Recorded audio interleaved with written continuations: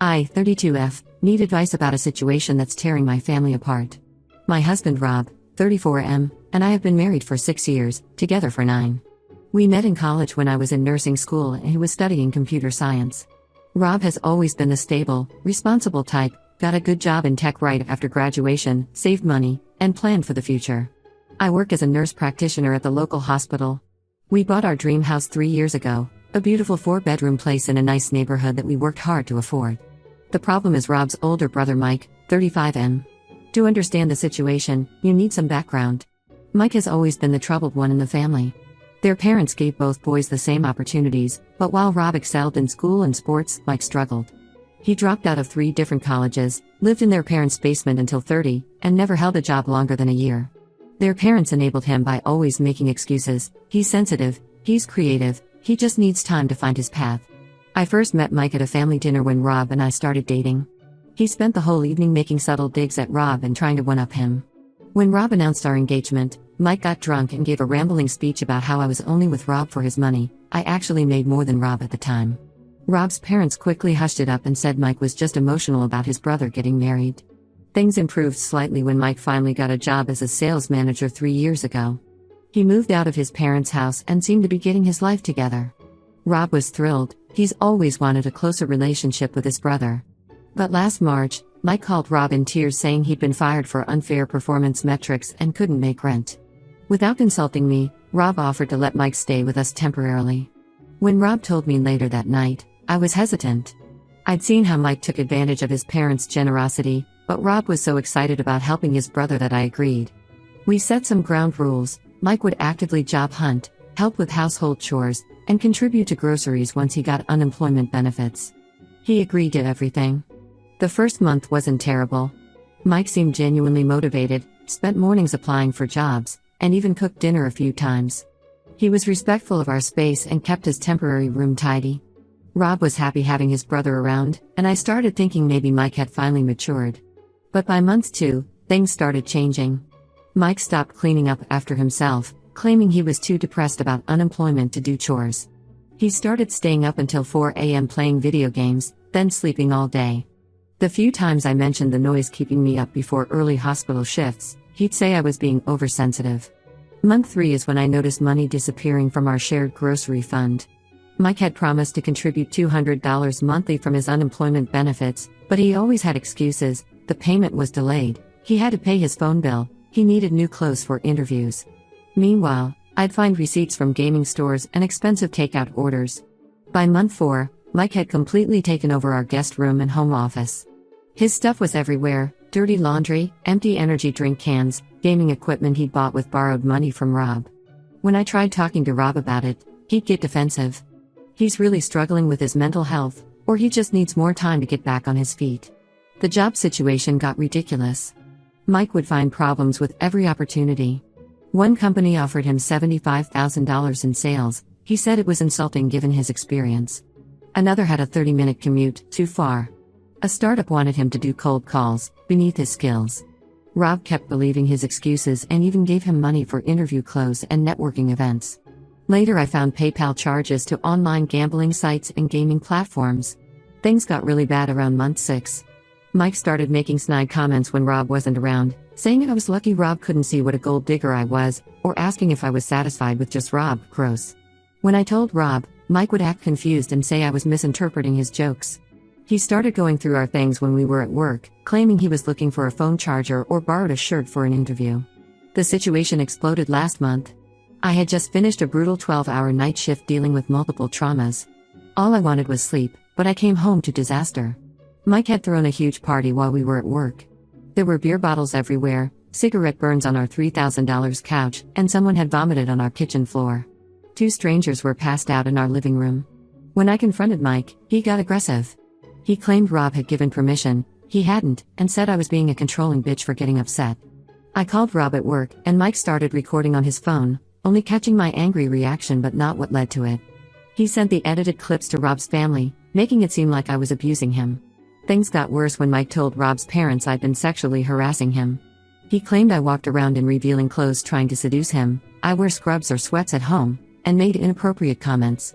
He even showed Rob some heavily edited videos where my words were taken completely out of context. Some of Rob's family believed him and started calling me a predator. The truth finally came out when our security cameras caught Mike bringing random people into our house and going through our bedroom while we were at work. He claimed he was gathering evidence that I was cheating on Rob. When Rob saw the unedited security footage and realized how Mike had manipulated everyone, he finally told him to leave. Mike refused, saying he had tenant rights since he'd lived there nearly a year. We had to hire a lawyer and start formal eviction proceedings. He finally left last week, but not before stealing Rob's entire watch collection, worth over $50,000, and my grandmother's jewelry. Now, a week later, Mike sent us a long email. He claims he's sorry for everything, admits to lying and manipulation, and says he was just jealous of our successful relationship in life. He wants another chance and promises to follow strict rules if we let him move back in, getting a job within 30 days, paying rent, no guests, complete transparency with his phone and computer. Rob thinks we should consider it since Mike seems genuinely remorseful and everyone deserves a second chance. I'm completely against it, but this situation has already caused so much strain on our marriage. Some family members are calling me cold-hearted for not believing in forgiveness. Am I being unreasonable? How do I make Rob see that letting Mike back in would be a huge mistake? Update 1 first, I want to thank everyone who commented on my original post. Special thanks to those who suggested checking our credit reports immediately. You literally saved us from financial ruin. The situation has gotten so much worse, but at least we're finally seeing Mike's true colors. After reading the comments, I sat down with Rob and we pulled our credit reports. What we found made me physically sick. Mike had opened 7 credit cards in Rob's name while living with us, using the personal documents he had access to in our home office. The total fraud amount is over $40,000 spread across different cards. He had even changed the mailing addresses for the statements to a P.O. box, which is why we never knew about them. Rob was in shock when we discovered this. He kept saying there must be some mistake, that maybe his identity had been stolen by someone else. I gently pointed out that the cards were opened while Mike lived with us and had access to everything. The spending patterns matched perfectly: online gambling sites, gaming purchases, expensive electronics that mysteriously appeared in Mike's room, and cash advances from casinos. When we confronted Mike over the phone, he initially denied everything. Then he tried to claim Rob had given him permission to open one emergency card. Absolutely not true. Finally, when we told him we were going to the police, he broke down crying and admitted everything. Apparently, he has a severe gambling addiction that started even before he lost his job. He claimed he was going to win big and pay everything back before we found out. Rob wanted to handle it within the family and suggested setting up a repayment plan. I put my foot down and insisted we file a police report. This isn't just about money, it's identity theft and fraud. While we were at the police station, the detective asked if we'd spoken to other family members about checking their credit too. That's when things got even worse. We called Rob's parents to warn them, but they initially dismissed our concerns. His mom said we were being dramatic and should work things out privately. The detective helped them pull their credit reports right there on speakerphone. The silence when they saw their reports was devastating. Mike had stolen their identities too, opening multiple credit cards and taking out personal loans in their names. Their total losses are around $125,000, most of their retirement savings. The investigation revealed Mike had been doing this for months before moving in with us. He'd been stealing mail from family members, photographing documents, and building up credit lines slowly so no one would notice. The detective said it was one of the most systematic family fraud cases she'd seen. Rob's parents, who initially blamed me for forcing them to investigate Mike, are now completely broken. They had to meet with financial advisors who told them they'll likely have to sell their house to pay off the fraudulent debt. His mom finally admitted that Mike had similar issues in college. He stole his roommates' credit cards and they had to pay everyone back to avoid him getting arrested. They kept it quiet and believed him when he promised to change. The investigation uncovered even more victims. Remember the ex-girlfriend I mentioned who let Mike stay with her after he left our house? He convinced her to empty her savings account, $28,000, for a guaranteed investment opportunity in some crypto scheme. She filed her own police report when she realized the money was gone. Mike disappeared 3 days ago when he learned how many people were filing police reports. He's not answering calls and his phone is off. The police say this is common with fraud suspects and they're monitoring his known locations. They found evidence that he'd been planning this for years, keeping detailed notes about family members' routines and when they received important mail. Rob is completely devastated. He hasn't slept properly in days and keeps blaming himself for enabling Mike all these years. His parents finally told us about all the times they covered up Mike's stealing and lying. In high school he stole from teachers, in college he scammed classmates, and at his first job he was fired for stealing company credit cards. They always believed his promises to change and paid people off to avoid charges being filed. The district attorney is building a case against Mike. They found evidence of identity theft and fraud going back at least 5 years, with possibly dozens of victims. Between family members, his ex-girlfriend, and others they've identified so far, the total amount stolen is over $200,000. The detective says he's looking at serious prison time given the scale of the fraud. Some extended family members are still defending Mike, saying he needs rehab, not prison. But even Rob's parents, who enabled him for so long, agree he needs to face consequences this time.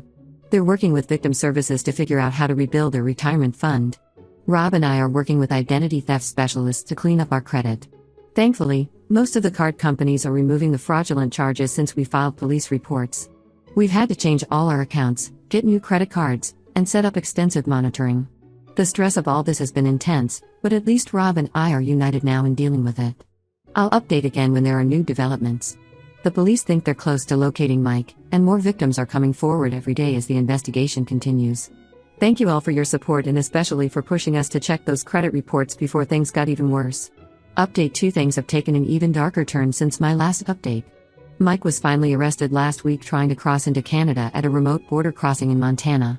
He had multiple fake IDs, burner phones, and almost $15,000 in cash.